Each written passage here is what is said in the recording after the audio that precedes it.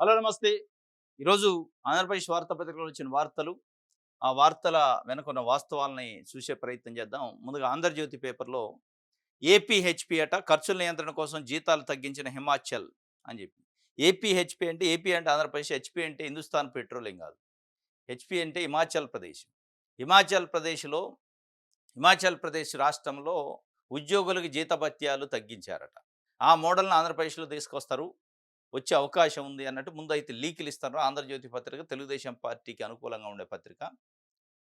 Banner ఐటెమ్‌గా, heading ఐటెమ్‌గా పెట్టిందంటే, ఆ మోడల్‌ని ఆంధ్రప్రదేశ్‌లో ప్రయోగించబోతున్నారా అనే వాతావరణం అయితే క్రియేట్ చేశారు. ఎందుకంటే ఏదన్నా ప్రభుత్వం చేయదలుచుకున్నప్పుడు వాళ్ళ మీడియాతోని ముందు లీకులు చేపిస్తా ఉంటారు. ఆంధ్రప్రదేశ్ ఆర్థిక పరిస్థితి బాలేదు. స్కీములలో కొన్ని తగ్గించాలి. లేదంటే అనర్హులను తొలగించాలి. ఇట్లాంటివి చెప్తా ఉంటారు.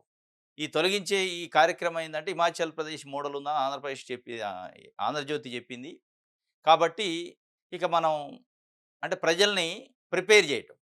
ఇది వచ్చే అవకాశం ఉంది, వస్తది అని చెప్పే ప్రయత్నం చేశారు. దానికి సంబంధించి ఖర్చుల నియంత్రణ కోసం జీతాలు తగ్గించిందట హిమాచల్ ప్రదేశ్.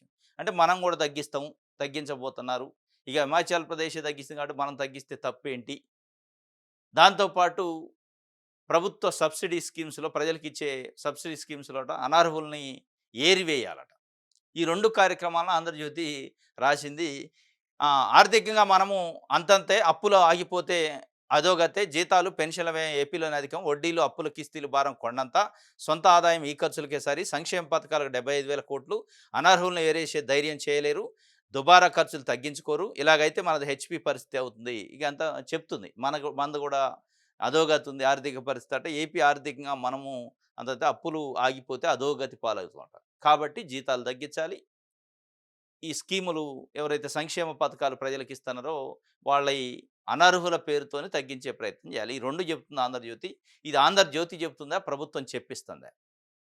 భవిష్యత్తులో ఇది జరగబోతుంది. అంటే జరిగే అవకాశాలని ముందు లీకులు ఇస్తా ఉంటారు ఈ మీడియా ద్వారాగా. చెప్పిస్తా ఉంటారు. చెప్పించి దానిపైన ఒక కమిటీ ఏస్తారు. హిమాచల్ ప్రదేశ్‌లో ఏం జరిగిందో తెలుసుకొని రండి. ఇదేనా డబుల్ ఇంజిన్ సర్కారు? ఇక పక్కనే నిన్న ముఖ్యమంత్రి చంద్రబాబు నాయుడు గారు తమిళనాడు ప్రచారానికి ఎళ్ళాడు. ఎన్నికల ప్రచారం. ఎన్‌డీఏ కూటమి పక్షాన ఎన్నికల్లో ప్రచారం చేయటానికెళ్ళి, ఆ ప్రచారంలో ఏం చెప్తున్నంటే, డబుల్ ఇంజిన్‌తోనే బుల్లెట్ స్పీడ్, సత్వర అభివృద్ధి అప్పుడే సాధ్యము. ఎన్‌డీఏతో తమిళనాడుకి పూర్వవైభవం వస్తది. డీఎంకే వల్ల రాష్ట్రంలో అభివృద్ధి శూన్యము. కేంద్ర సహకారంతో ఆంధ్రప్రదేశ్‌లో అభివృద్ధి పరుగులు పెడుతుందట. డబుల్ ఇంజిన్‌తోని ఏం స్పీడు? Bullet speed. అక్కడ పోయి బుల్లెట్ స్పీడ్ అంటంటే ఇక్కడికొచ్చి ఇక్కడేం పక్కన ఏం చేశారు? హిమాచల్ ప్రదేశ్ తగ్గించినాడు, జీతాలు తగ్గించాలి. అధోగతి పాలైంది రాష్ట్రం. ఆర్థికంగా అంత మంచిగా లేదు. ఇక అయిపోయింది మన పరిస్థితి. అప్పులు పుట్టకపోతే అధోగతి అని ఇక్కడ చెప్తారు. మరి ఇంత డబుల్ ఇంజిన్ సర్కారు హై స్పీడ్ ఉన్న బుల్లెట్ స్పీడ్ ఉన్నాక, చాలా అభివృద్ధి చెందుతున్నాక డబుల్ ఇంజిన్ సర్కార్‌తోని, ఎన్‌డీఏ కూటమితోని ఈ తమిళనాడు పోయి చెప్తున్నారు కదా ముఖ్యమంత్రి చంద్రబాబు నాయుడు గారు. ఏమొచ్చింది ఎన్‌డీఏతోని ఆంధ్రప్రదేశ్‌కి? ఒరిగిందేంటి? వచ్చిందేంటి? ఆ ఒరిగింది, వచ్చిందున్నాక డబుల్ ఇంజిన్ సర్కార్‌లో కూడా హిమాచల్ ప్రదేశ్ మోడల్‌ని ఎందుకు అప్లై చేయాలి ఇక్కడ? ఎందుకు జీతాలు తగ్గించాలి? ఎందుకు సంక్షేమ పథకాలు తగ్గించాలి? ఈ ద్వంద్వ వార్తలు అర్థమేంటి? అంటే వార్తాపత్రిక వార్త రాయొచ్చు, తప్పులేదు. కానీ హిమాచల్ ప్రదేశ్ మోడల్‌ని ఆంధ్రప్రదేశ్‌లో ఇంప్లిమెంట్ చేయడానికి ఒక ప్రయత్నం జరుగుతుంది. దానికి ఆర్థిక పరిస్థితిని అడ్డం పెడుతున్నారు. మరి ఆర్థిక పరిస్థితిని అడ్డం పెట్టేటప్పుడు ఇంకొక రాష్ట్రం పోయి ఎన్‌డీఏ కూటమితోని సర్వతోముఖాభివృద్ధి అయిద్ది. బుల్లెట్ స్పీడ్‌తోని మేము దూసుకుపోతున్నాం అంటుండు. పరుగులు పెడుతున్నాడు అభివృద్ధి ఆంధ్రప్రదేశ్‌లో. ఎక్కడ పెడుతుందో పరుగులు? ఏ విషయంలో పరుగులు పెడుతుంది? ఏదన్నా ఒక విషయంలో ఇక్కడ పరుగు పెట్టిందని ఉందా? అమరావతి విషయంలోనా? పోలవరం విషయంలోనా? ఏదో మొక్కజొన్న రైతుల నుంచి మొక్కజొన్నలు కొనే విషయంలోనా? యూరియా ఇచ్చే విషయంలోనా? తోతాపురి మామిడి కొనుగోలు విషయమా? పొగాకు విషయమా? మిర్చి విషయమా? పత్తి విషయమా? ఏ విషయంలో పరుగులు పెట్టింది? ఏ విషయంలో ఈ డబుల్ ఇంజిన్ సర్కార్ ఉండటం వల్ల చంద్రబాబు నాయుడు గారు ఎన్‌డీఏ కూటమి భాగస్వామ్య పక్షం కావటం వల్ల ఆంధ్రప్రదేశ్ రాష్ట్రానికి మిగతా రాష్ట్రాల కంటే మెరుగైన ఫలితాలు ఏమొచ్చినాయి? పక్కనున్న తమిళనాడు గాని, లేదంటే తెలంగాణ, కర్ణాటక, ఇవి ఎన్‌డీఏలో భాగస్వామ్య పక్షం కాదు. వీటికంటే మెరుగైన ఫలితాలు ఏమొచ్చినాయి? మెరుగైన సౌకర్యాలు ఆంధ్రప్రదేశ్ రాష్ట్రానికి ఏమొచ్చినాయి? ఏం వచ్చింది? ఏం ఒరిగింది ఆంధ్రప్రదేశ్‌కి ఎన్‌డీఏ కూటమి వల్ల? ఏం వస్తది? ఆశ అన్న ఉందా ఏమన్నా? ఇది ఇదే చంద్రబాబు నాయుడు గారు 2019 సాధారణ ఎన్నికల్లో ఇట్లనే అన్ని రాష్ట్రాలు తిరిగి ధర్మ పోరాట దీక్షలేమో ఇక్కడ చేసి బయట రాష్ట్రాల్లో ప్రచారం చేసిండు. ఎన్‌డీఏ కూటమి వరస్టు, నరేంద్ర మోడీ, అమిత్ షా ద్వయం ఈ దేశానికి పట్టిన పీడ. వాళ్ళని ఓడించాలి. ఈ దేశాన్ని విముక్తి చేయాలి. వాళ్ళ వల్ల ఒక్క రూపాయి ఒనగూరలేదు. ఆంధ్రప్రదేశ్ రాష్ట్రానికి వచ్చింది లేదు. ఒరిగింది లేదు. తట్టెడ మట్టి, చెమ్మెడు నీళ్ళు తప్ప వాళ్ళేమి ఇచ్చారు అని ఇదే నోటితోని ఇదే మనిషి మాట్లాడాడు. ఈరోజు మళ్ళా భాగస్వామ్య పక్షం అయింది కాబట్టి ఎన్డీఏ కూటమితోనే ఇక మొత్తం దేశం అభివృద్ధి అయ్యిద్ది, రాష్ట్రం అభివృద్ధి అయ్యిద్ది. స్టాలిన్ ఏం చేస్తాడు అంటాడు. స్టాలిన్ ఏం చేస్తాడో చేస్తాడు. మీరేం చేశారో చెప్పండి రాష్ట్రానికి. అక్కడ పోయి ప్రచారం చేసినప్పుడు, ప్రచారం కోసం ఎన్డీఏ కూటమిలో ఇప్పుడు భాగస్వామ్య పక్షం ఆ పాత్ర పోషిస్తున్నారు కాబట్టి, ఇక పొగడాలని కాకుండా వాస్తవాలు మాట్లాడాలి. డీలిమిటేషన్ అడ్డుకున్నారట స్టాలిను, మిగతా దక్షిణాది రాష్ట్రాలు. చాలా అద్భుతమైన డీలిమిటేషన్ అంటున్నారు. దక్షిణాది రాష్ట్రాలకు అన్యాయం జరిగిద్దని దక్షిణాది రాష్ట్రాలు మొత్తుకుంటున్నాయి. కానీ చంద్రబాబు నాయుడుకి ఒక్కడికే అది మంచిగా అనిపించింది. సరే మంచిగా అనిపిస్తుంది. కానీ అక్కడికి పోయి ఎన్డీఏ కూటమితోనే పరుగులు పెడుతుంది రాష్ట్రం అని, ఇక్కడ పరుగులు లేవు, మన లేవు. ఏం పరుగులు పెడుతుంది ఎన్డీఏ కూటమి అంటే, భూములు తీసుకోవటం రైతుల నుంచి, వాటిని ప్రైవేట్ కంపెనీలకి ఇయటానికి అయితే పరుగులున్నాయి అనేది ప్రజలు మాట్లాడుకుంటున్నారు. ప్రజల ఒపీనియన్ ఈరోజు ఏంటంటే, మీరు తమిళనాడు పోయి చెప్పటం కాదు, అసలు ఇక్కడ ఏమొచ్చింది, ఒరిగింది, బుల్లెట్ స్పీడ్‌తోని ఏం అభివృద్ధి అయితుంది, ఈ డబుల్ ఇంజిన్ సర్కార్ వల్ల వచ్చిందేంటి, ఒరిగిందేంటి, మళ్ళీ మీరు బయటికి పోయి ఏం చెప్తారని చెప్పి అడుగుతున్నారు. ఇది హెచ్‌పీ మోడల్ తెస్తారంట. అంటే ఉద్యోగులకు జీతభత్యాలు, పెన్షన్లు తగ్గిస్తారట. అంటే హెచ్‌పీ హిమాచల్ ప్రదేశ్‌లో తగ్గిస్తున్నారు. మనం కూడా తగ్గించాలని ఒక ప్రపోజల్ పెట్టిండు. మన రాష్ట్ర పరిస్థితి కూడా అంతంత మాత్రమే. అంతంత మాత్రమే అంటే మళ్ళీ చంద్రబాబు నాయుడు గారి విజన్‌తోని ఎన్డీఏ కూటమిలో భాగస్వామ్య పక్షమైంది. చాలా అద్భుతాలు జరుగుతున్నాయంటండి. ఆ అద్భుతాలలో ఈ అంతంత మాత్రం ఎందుకు పోవట్లే మరి? ఈ ఆర్థిక పరిస్థితి ఎందుకు మంచిగా కావట్లే? అంటే ఇక అక్కడ మళ్ళా చెప్పరు. దీనికి ఎవరు కారణం అంటే గత ప్రభుత్వం అంటాడు. ఖతం అయిపాయే. రైట్.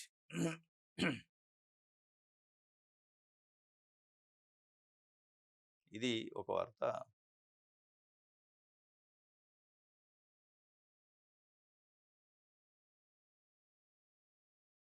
డబుల్ ఇంజన్‌తోనే బుల్లెట్ వేగంతో అభివృద్ధి అట. ఎన్డీఏతో తమిళనాడుకు పూర్వవైభవం వస్తే డీఎంకే వల్ల రాష్ట్రం అభివృద్ధి శూన్యం. కేంద్ర సహకారంతో ఏపీలో అభివృద్ధి జరుగుతుందని చంద్రబాబు రోడ్ షోకి పోటెత్తారట జనం అని చెప్పి ఆంధ్రజ్యోతి ఒక వార్తనిచ్చింది. ఆంధ్రప్రభ చూద్దాం. రైట్.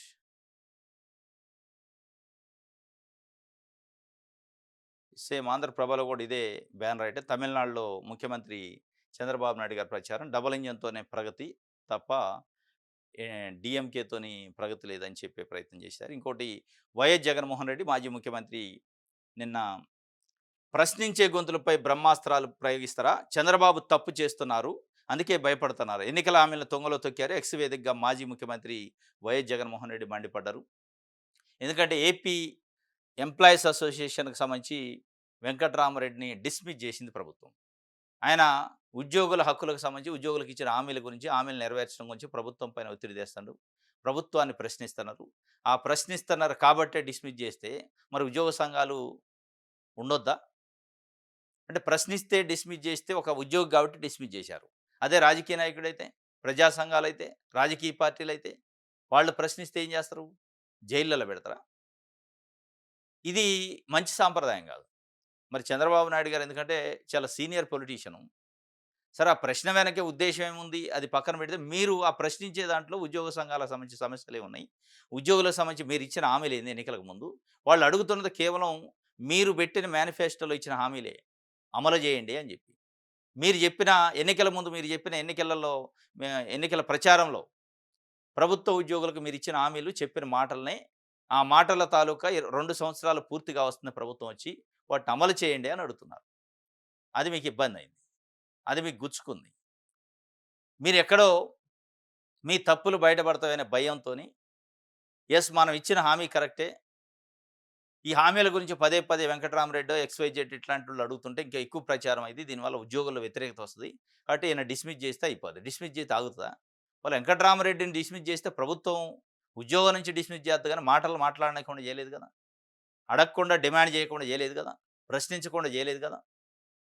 లేదా వెంకటరామరెడ్డి ఒక్కడైతే ఒకడిని కట్ చేస్తే, డిస్మిస్ చేస్తే మొత్తం ఉద్యోగ సంఘాలు ఇక మాట్లాడవా? వాళ్ళ సమస్య అదే ఉంటది గదా! చేయాల్సింది డిస్మిస్ కాదు, సమస్యను పరిష్కారం చేయాలి. సమస్యపై చర్చించాల. డిస్మిస్ చేసుకుంటూ పోతే రోజుకొక నాయకుడు వస్తా ఉంటాడు. ఇక అందరిని డిస్మిస్ చేసుకుంటూ పోతే ప్రభుత్వం ఎట్లా నడవాలా? అంటే ఇది ప్రజాస్వామ్యంగా ప్రజాస్వామ్యత ప్రభుత్వంలో మీరు మాట్లాడితే నేను డిస్మిస్ చేస్తా అంటే ఏంటి అని వైఎస్ జగన్మోహన్ రెడ్డి నిన్న ఏదో తప్పు చేస్తాడు చంద్రబాబు. అందుకే ఆ భయము, ఆందోళన అందుకే డిస్మిస్ చేస్తాడు. ఇది బ్రహ్మాస్త్రంలాగా ప్రశ్నించే గొంతుల పైన ఇట్లా మాట్లాడితే ఇటువంటి ప్రయోగాలు చేస్తే ఏంటి పరిస్థితి అని. రైట్. ఇది ఆంధ్ర ప్రభకు సంబంధించి సాక్షి పేపర్.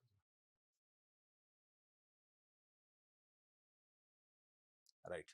ముఖ్య నేత సూత్రధారి బినామీలు పాత్రధారులు లేపాక్షి లేపేద్దాము 10,000 కోట్ల విలువైన 8,844 ఎకరాల లేపాక్షి నాలడి హబ్ భూములపై గురి. వాటిని కాజేసేందుకు తన బినామీలను రంగంలోకి దించిన ముఖ్య నేతట. లేపాక్షికి సంబంధించిన భూముల్ని 8,844 ఎకరాలు 10,000 కోట్ల విలువైన భూమి అట. ఒక ముఖ్య నేత దానిపైన కన్నుబడదట. అంటే ప్రభుత్వంలో ముఖ్య నేత. ఆ ముఖ్య నేత ఎవరనేది పేరు రాయలే. ముఖ్య నేతకు అత్యంత సన్నిహితుడైన బిఎస్ఆర్ ఇన్ఫ్రా అధినేత బులుసు శ్రీనివాసరావు తెరపైకి. ఆ భూములను నయాన భయాన గుప్పెట పెట్టే కుట్రలు వేగవంతం.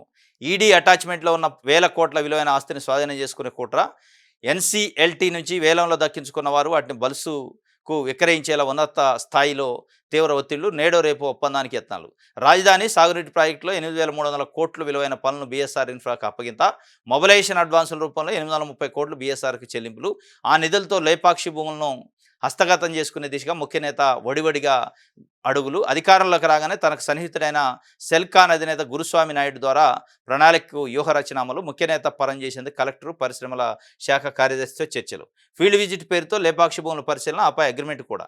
20,000 ఎకరాల్లో mega industrial park, defence hub అంటూ భూదోపిడికి అడుగులు. గత ప్రభుత్వంలో లేపాక్షి భూములు కాజేస్తున్నారు అంటూ ఎల్లో మీడియాతో కలిసి టీడీపీ దుష్ప్రచారం. ఇప్పుడు అవే భూములను బులుసు ద్వారా ముఖ్య నేత దక్కించుకుంటున్నారన్న పారిశ్రామిక వర్గాలు. లేపాక్షి భూములు 8,844 ఎకరాలు. గత ప్రభుత్వంలో అన్నట్టు వాటిని లేపేస్తున్నారని వీళ్ళు అన్నారు. ఇదే తెలుగుదేశం పార్టీ వాళ్ళు. ఇప్పుడు మళ్ళీ వీళ్ళు లేపేస్తున్నారు వైఎస్ఆర్సీపీ అంటుంది. ఈ రెండు పార్టీలు కూడా ఈ లేపేటాలు, భూసేకరణలు, భూసమీకరణలు, ప్రజల నుంచి భూములు గుంజుకోవటాలు, మళ్ళీ వాళ్ళకి నచ్చిన వ్యక్తులకి, పరిశ్రమలకి, పెట్టుబడిదారులకి ఇవ్వటాలు, ఇదే దీంట్లోనే వీళ్ళు పోటీలు పడుతున్నారు రెండు కూడా. అప్పుడు తెలుగుదేశం పార్టీ ప్రతిపక్షంలో ఉన్నప్పుడు వైఎస్ఆర్సీపీ నాయకులపైన, ప్రభుత్వం పైన విమర్శలు చేసింది తెలుగుదేశం పార్టీ. లేపాక్షికి సంబంధించి 10,000 కోట్ల భూముల్ని, 10,000 కోట్ల రూపాయలు విలువ చేసే భూముల్ని వైఎస్ఆర్సీపీ నాయకులు లేపేసే ప్రయత్నం చేస్తున్నారు. అదే సాక్షి పేపర్ ఈరోజు బ్యానర్ ఐటమ్ పెట్టింది. ముఖ్య నేతట బిఎస్ఆర్ ఇన్ఫ్రా అంటే అమరావతిలో కొన్ని కాంట్రాక్ట్ పనులు తీసుకుంది అత్యంత సన్నిహితులు ఇప్పుడున్న ముఖ్య నేతకి అని చెప్పి ఆ ముఖ్య నేతనే ప్రయోగిస్తున్నారు. అమరావతిలో ఒక 8,300 కోట్ల రూపాయలు కాంట్రాక్ట్ పనులు ఇచ్చి దాంట్లో మొబిలైజేషన్ అడ్వాన్సుల కింద 830 కోట్లు ఆల్రెడీ ముందే ఇచ్చేసి ఆ కంపెనీకి, బిఎస్ఆర్కి, ఆ కంపెనీకి ఇచ్చిన 830 కోట్ల రూపాయలు తీసుకుపోయి అక్కడ పెట్టుబడి పెట్టి ఇది లేపాక్షిలో ఆ భూములు మొత్తం ఒక 8,400 ఎకరాలని చెరబట్టే ప్రయత్నం చేస్తారని వైఎస్ఆర్సీపీకి సంబంధించిన పత్రిక సాక్షి రాసింది. ఇటు మీరున్నా వాళ్ళున్నా ప్రజల భూములు గుంజుకునే విషయంలో పోటీ పడుతున్నారు. ఆ ప్రజల భూముల్ని ప్రభుత్వంలో ఉన్న పెద్దలకి దగ్గరగా ఉన్న పెట్టుబడిదారులకు పంచడానికి ప్రయత్నం చేస్తున్నారు. ఇది మీ పోటీ దీంట్లో తప్ప వాళ్ళు తింటున్నారని మీరు వార్తలు రాయటం, వీళ్ళు తింటున్నారని వాళ్ళు వార్తలు రాయటం ఇది తప్ప ప్రజల కోణంలో ఆలోచించి అసలు ఎందుకు మనం భూములు సమీకరిస్తాను, ఎందుకు భూములు సేకరిస్తాను, ఇది ఏ మేరకు ప్రజలకు ఉపయోగం. ఎప్పుడు కూడా రాజకీయ నాయకులు 1 సెంటు భూమి కోదు, కానీ పేద ప్రజలు ఎందుకు వెళ్తుంది ఈ భూ సమీకరణలో, సేకరణలో అనేది ఏ నాయకుడు, ఏ పార్టీ దాన్ని ఒప్పుకోదు. అల్టిమేట్గా ఏంటంటే ప్రభుత్వ ఆస్తుల్ని ప్రభుత్వంలో ఉన్న పెద్దలు కాజేసే ప్రయత్నం, పెట్టుబడిదారులకు కట్టబెట్టే ప్రయత్నం. ఇటు వీళ్ళున్నా వాళ్ళున్నా ఈ విమర్శలు మళ్ళీ చాలా తీవ్రంగా ఉంటాయి ప్రతిపక్షంలో ఉన్నోళ్ళు, లేదా అధికారంలో ఉన్నోళ్ళు మళ్ళీ ప్రతిపక్షంలో వాళ్ళు విమర్శలు ఉంటాయి. ఇవి వింటాం తప్ప ప్రజలకు వచ్చేది ఉండదు, ఒరిగేది ఉండదు. ఇవి మనం అప్పుడు విన్నాం, ఇప్పుడు విన్నాం. వైఎస్ఆర్సీపీ ఉన్న 5 ఏళ్ల పాటు తెలుగుదేశం పార్టీ పత్రికలు ఇదే రాసినాయి. అక్కడ భూమి కుంభకోణం, అక్కడ కబ్జా, ఇక్కడ ఇసుక, అక్కడ మైనింగ్ అని. ఇప్పుడు మళ్ళీ తెలుగుదేశం పార్టీ ఉన్నప్పుడు వీళ్ళు రాస్తారు ఇవి వింటున్నాం తప్ప ప్రజలకి తెలియకుండా అయోమయం చేసే కార్యక్రమం, అంతా గ్యామ్లింగ్ చేసే కార్యక్రమం నడుస్తుంది. మొత్తానికైతే లేపేస్తారట. ఉపాధిపై ఇంత నిర్లక్ష్యమా, నెల తరబడి వేతనాలు అందక కడుపు మార్చుకుంటున్న కూలీలు, అంతులేని అవినీతి, అసమర్థ నిర్ణయాలతోనే దుస్థితి. చంద్రబాబు సర్కారుపై వైఎస్ జగన్ మండిపాటు.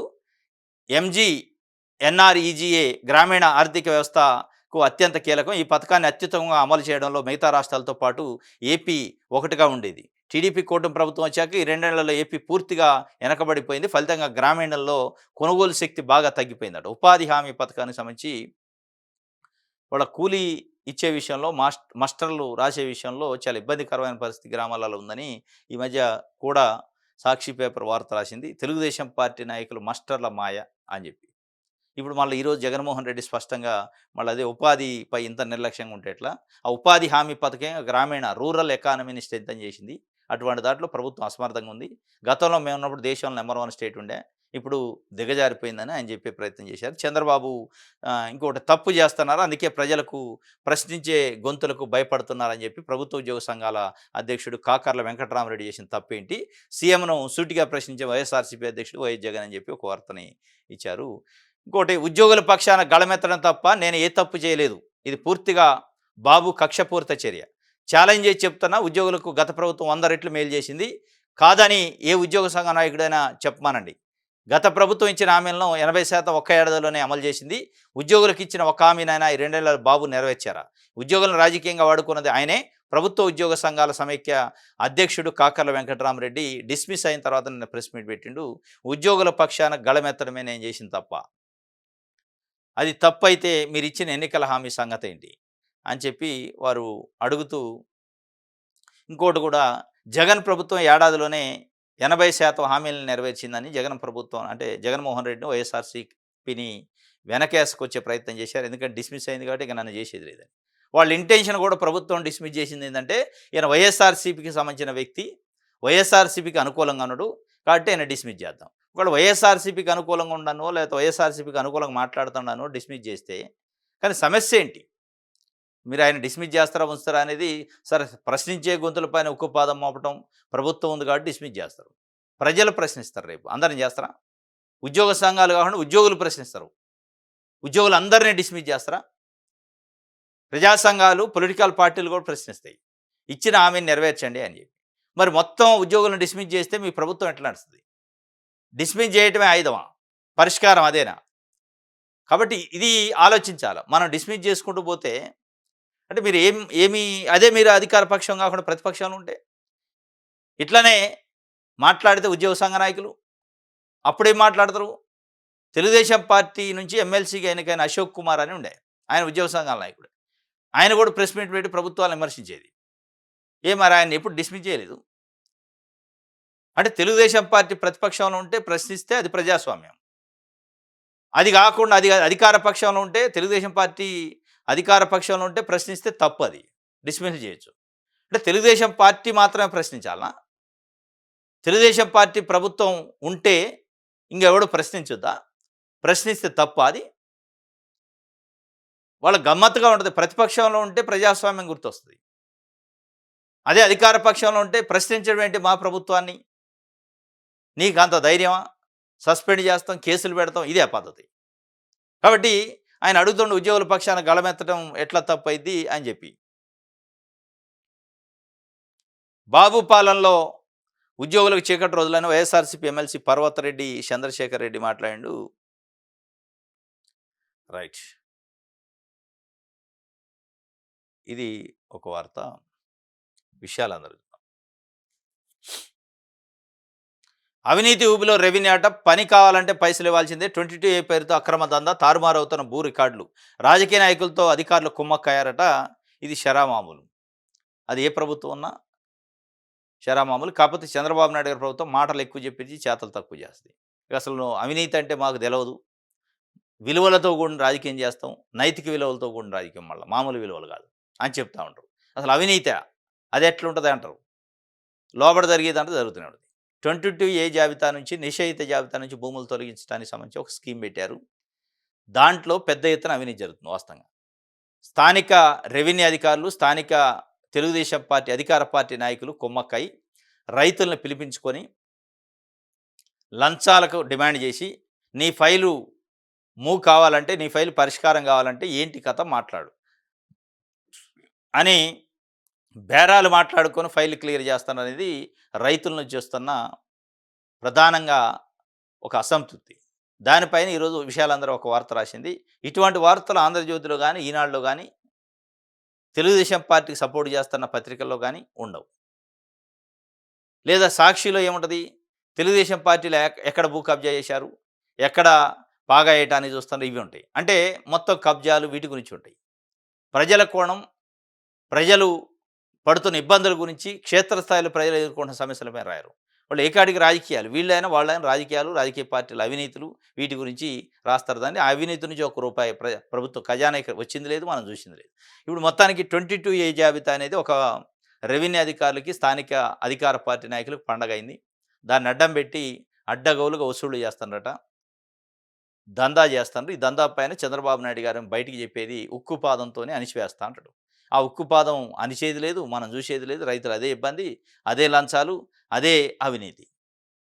ఇది ఒక వార్త. ఇంకోటి మరో 4,600 కోట్ల అప్పట నిన్న మంగళవారం కదా, మళ్ళీ ఒక 4,600 కోట్లు అప్పు చేశారట.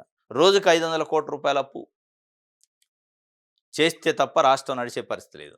రోజుకు 500 కోట్ల రూపాయలు ప్రభుత్వం రోజువారీ ఖర్చులకి అప్పు చేసి నడిపించాల్సిన పరిస్థితి. కానీ చంద్రబాబు నాయుడు గారు తమిళనాడు పోయి ఎన్డీఏ కూటమితో, లేదంటే డబుల్ ఇంజన్ సర్కారుతో ఆంధ్రప్రదేశ్లో అభివృద్ధి పరుగులు పెడుతుంది బుల్లెట్ స్పీడ్తో అంటాడు. ఏం బుల్లెట్ స్పీడ్? అప్పులలోనా, ఆదాలోనా, సంపదను సృష్టించడంలోనా, సంపదను పంచడంలోనా? అంటే అప్పుల్లో బుల్లెట్ స్పీడ్ ఉంది. అప్పులతో పాటు రైతుల నుంచి భూములను సమీకరించి మళ్ళా పారిశ్రామికవేత్తలు ఇవ్వడంలో బుల్లెట్ స్పీడ్ ఉంది. అది గూగుల్ కావచ్చు, రైడన్ కావచ్చు, ఊర్సా కావచ్చు, కాగ్నిజెంట్ కావచ్చు, ఆర్సెల్ఆర్ మిట్టల్ కావచ్చు, వీటన్నిటికీ లూలు కంపెనీ కావచ్చు, వీటిలల్లో జెడ్ స్పీడ్ ఉంది, బుల్లెట్ స్పీడ్ ఉంది. ఇది ప్రజలు మాట్లాడుకుంటున్న పరిస్థితి. రైట్. ఇది విషయాలందరికి సంబంధించి ప్రజాశక్తి చూద్దాం. ఆదానికి సిక్కోలు తీరమట.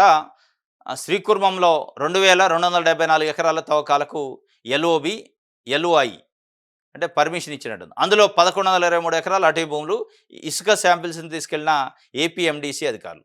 బీచ్ శాండ్ మైనింగ్ కోసం అదాని కంపెనీకి సిక్కోలు తీర ప్రాంతాన్ని కేంద్ర ప్రభుత్వం అప్పగించింది.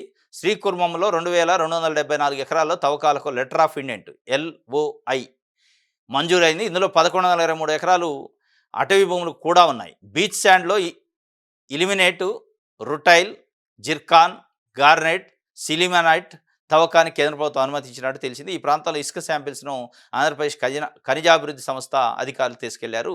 జిల్లాలోని మరో 7 మండలాల్లో భూములు కూడా ఆదాని కంపెనీకి అప్పగించడానికి రంగం సిద్ధమైనట్టు ప్రచారం జరుగుతుంది.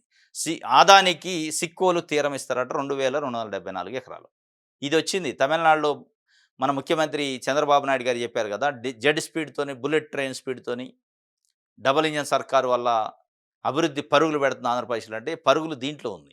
ఆదానికి, అంబానీలకి భూములు కేటాయించడానికి, లూలు కంపెనీలకు కేటాయించడానికి, ఆర్సెల్ఆర్ మిట్టలకు కేటాయించడానికి చాలా బుల్లెట్ ట్రైన్ వేగంలో పోతున్నారు. వాస్తవంగా కేంద్ర ప్రభుత్వంతో భాగస్వామ్య పక్షం ఉంటానా, ఎన్డీఏ భాగస్వామ్య పక్షంలో ఉంటానా, ఇది ఒకటి వచ్చింది.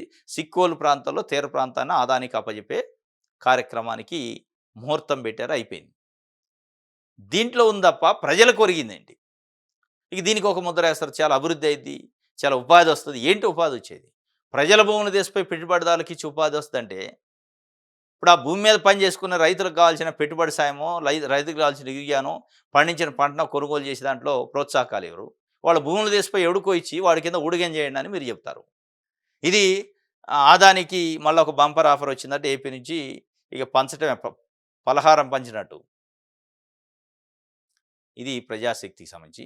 రైట్. ఇది ఈరోజు న్యూస్ అనాలిసిస్. రేపు తాజా వార్తలతోని తిరిగి కలుసుకుందాం. Thank you.